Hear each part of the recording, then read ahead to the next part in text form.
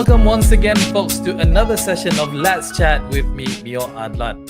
People love music, music that makes you move, music that makes you really appreciate things in your life. It can set your mood to be fiery, it can motivate you, it can also calm you down. And one of the segments, art of music, is DJing. And that's what we're going to be talking about today. Our topic is spinning and scratching for success.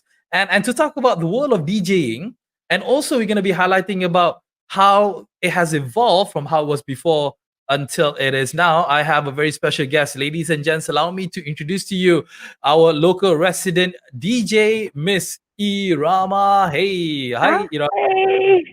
Let's just give our audiences a bit of a sneak peek on how DJing life is, because DJ is about, especially nowadays, again, I'm pardon me for saying this, it's just about pressing buttons and let the computer do the work. Is it really as simple as that?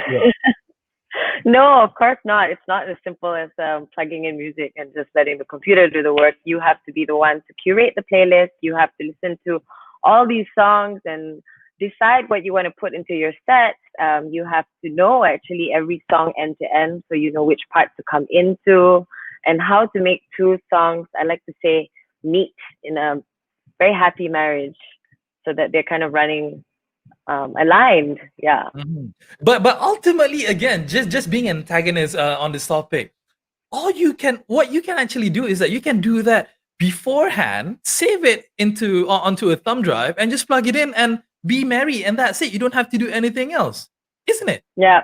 Right. Yeah, you could absolutely. But I mean, why would you do that? Because then you would be taking away so many good experiences of being a live DJ in terms of reading a crowd, knowing what they would want to listen to. It's a little bit of a challenge, just to understand where they're at in terms of mood and how you can elevate the mood or sometimes even bring it back down. Mm-hmm, yeah, because you do need a certain level of engagement when you're on the podium, whenever you're looking at the crowd. Like you said, you have to read the crowd, how they react to certain beats, how they react to certain moods. Yeah, for sure. But also it's not as simple as just letting the tracks run end to end. You are cutting, you are actually doing almost editing right on the spot using your equipment. But if you look at 90s or even the early 2000s, even way before that, when people say DJ, it always revolves around vinyls, for those kind of things. It has evolved quite dramatically with the advancements of technology. Now, to your own opinion, do you think that it is better right now, or was it actually better before? Because again, I mean, please do not stay on the fence. Give me your thoughts on what you think is actually better, the old school DJ or now? Well, it actually, just so you know, that I was kind of in the middle of that gap. Like, I was learning, when I learned how to DJ, I was learning on vinyl, but by that time we already had softwares like Serato, which I learned on, and it does make things easier. So the thing about DJing and mixing music is you want to make sure your beats are matched, right? But on top of that, you want to be putting on layers, you want to put effects, you want to do all this other stuff, which is best manipulated with the newer softwares, with the newer equipment and all this advancement in technology. So it saves time. I wouldn't say one is better than the other. Of course, when you are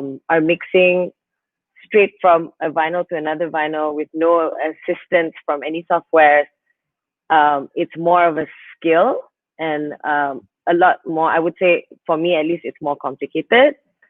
But by simplifying that with the technology that we have, you're also able to do a lot more things and add a lot more layers. Normally, again, I say this very carefully. Normally, when you go to clubs, or when you go to a music festival or these sorts of places where you have DJs, normally you will see guys on the podium and mixing it up and scratching and spinning. But then nowadays, there's a lot of women, there's a lot of girls out there who are representing themselves, who are coming onto the stage and be more bold in getting into the industry now. Has this thing been only recently? Has it been along for a while now? What do you think, Ira? No, we've had female DJs for a while. Even back in the 90s, I remember that there were. It's just that there weren't as many. And then now, because there's so many avenues for people to learn how to actually mix, I see that there's a lot of women coming out. So I wouldn't say that there's as much of a disparity in the gender representation, but definitely more women now.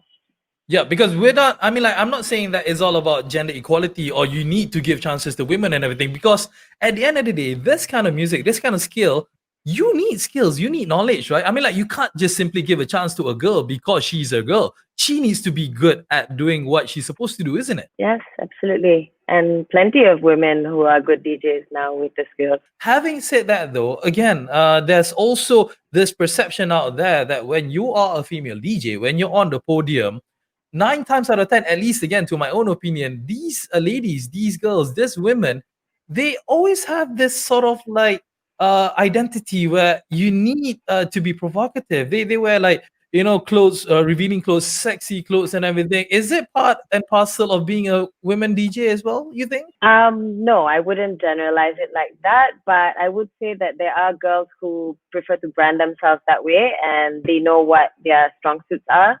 Whereas there are also girls like myself and a few other KL female DJs who are more about the vibe, the music, the technicalities of it. Yeah. Yeah. The reason why I'm saying this because again, I've seen clips where Chinese DJs or Hong Kong DJs or Korean DJs, again, when they're on the stage, they get the wows, they get the hoo-has and everything. Part of it because they believe that they are whatchamacallit, they're like beauty pageants up there because they wear, like I said, provocative clothing, and they DJing themselves, and then they get more likes, they get more viewers, they get more followers and everything.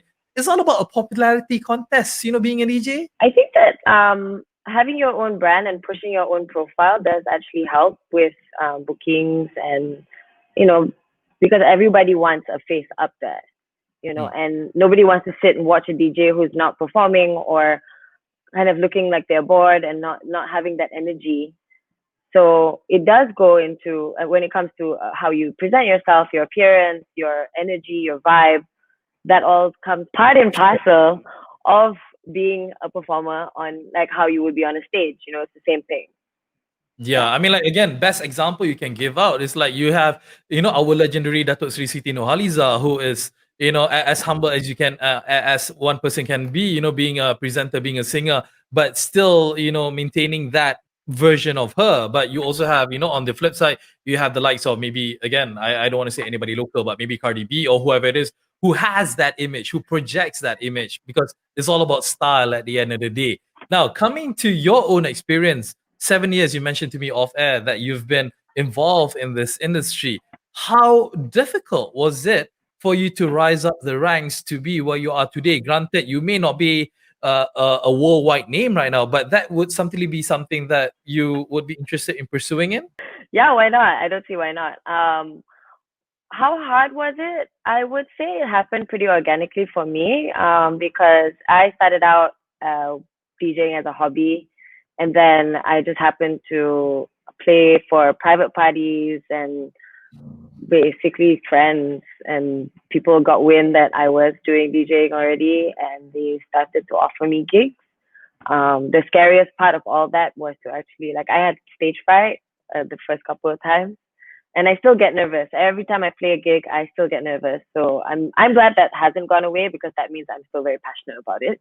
And once I started getting more bookings, that just kind of escalated, and then this is where I am today. Would you say that you were lucky that you were discovered this way, or was it because of your hard work and determination? Definitely both. I mean, lucky for sure. I'm very, very blessed. But yeah, I did put work into it, into making sure that there's visibility when I play, and social media especially helps a lot with that. Yeah. Yeah, I mean, like, looking back how the world works before, should we do not have social media right now, I think in your line of work, it would create more challenges for you to be where you are, or even to further your hobby per se in this industry, don't you think? Absolutely, yeah. But with being a DJ as well, it's about creating mixes and creating content so that you can pass them on to clients or booking agents or whatever it is, and promoters. There's ways of going about it. Yeah. For sure. Granted, again, you told me off air that you do have a day job and you treat DJing right now as a hobby. Don't you think that you are able to actually being a DJ as a full-time job rather than making it just as a hobby? Can you actually live just by becoming a DJ? Yes, a bit difficult now in this climate because of COVID and the lack of events. You can definitely. A lot of resident DJs get full salaries, and they're sustaining their lives that way. For me personally, it's a hobby. It is a side thing that I enjoy doing, and I'll keep it that way. Yeah, for now at least, because again, once your hobby actually supersedes whatever it is that you're getting paid, in your day job, perhaps it could be a shift that you would want to consider. You think, personally? I don't think I would. I wouldn't Mm. do it full time. It's not something that I see for myself, at least. You did mention about, yeah, again, granted, event nowadays it's really hard to come by. A lot of things are being postponed, cancelled due to the predicament that we are definitely in right now with COVID happening. How has that impacted you personally? Granted, this is not your main job, but even as a hobby, it has definitely kicked you in more ways than one. Yeah, I miss doing the gigs. I would usually play in like restaurants or small bars, and that would be almost a monthly booking, or every other month. However, now that there aren't too many events, we do have a lot of platforms doing live streams. Mm. Yeah, so a lot of collectives, music collectives, a lot of organizers have decided to move the content online. So we still get to play, but we're just playing on a live stream. But it's not the same, isn't it? It's such a Not the different same. feeling, right? No, it's not the same. You don't have the crowd, you don't have the energy. But when you are a DJ, you want to keep trying to practice and keep doing the work. So it's good that there are these live stream platforms at least to keep it going for now. And hopefully, when all this lifts, then we could have events again. Yeah, thank God for technology. Definitely has helped us to, at least, able to make us transform and try to make the best things out Yeah, of it. I just wanted to share that some restaurants, and I was at one yesterday, they actually project on the screens in their venues of DJs playing on a live stream Wow. specifically for the place. So because it kind of gets a bit around you can't have live music and a performer in the venue, but you can stream it. That's not against the law. Wow, definitely a place that I need to visit and check it out myself. That is definitely the first time I'm actually hearing such things happening. One last question Yeah. I have for you, Ira. Maybe something that you want to share with our audiences should they want to get themselves into this particular industry. Is it something that you would recommend, or is it something that you want to tell people to stay away from because it's hard or whatnot? What do you think? Absolutely. If you're interested in music, if you like DJing, if you like this, then get started. I think the most rewarding part about being a DJ is getting to know so much music, and you just are constantly on a search for the next thing you want to play. It's nice to put together a playlist, a mix, and to learn how to actually do it and learn the skill. All Plus, right. you'll be a hit at parties. There you go. Don't everyone wants to be, on the spotlight whenever they go out socializing. But well, in this current day and age, socializing is not really something that I can definitely promote. But well, it's something that you can fill up your time with, definitely.